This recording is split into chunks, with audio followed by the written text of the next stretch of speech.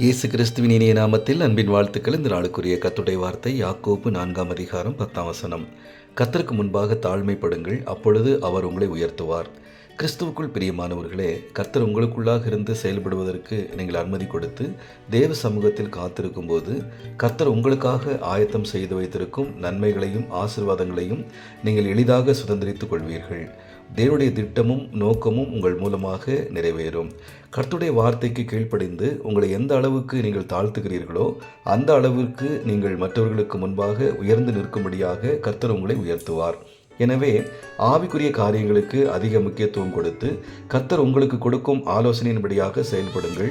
எந்த ஒரு மனிதனுக்கு முன்பாகவும் நீங்கள் தலை குனிந்து நிற்கும்படியாக கர்த்தர் உங்களை விடவே மாட்டார். எல்லா கண்களும் காணும்படியாக உங்களை மேன்மையாக வைப்பார். இந்த நாள் உங்களுக்கு ஆசீர்வாதமான நாளாக இருக்கும். கர்த்தர் தாமே உங்களை ஆசீர்வதிப்பாராக. ஆமென்.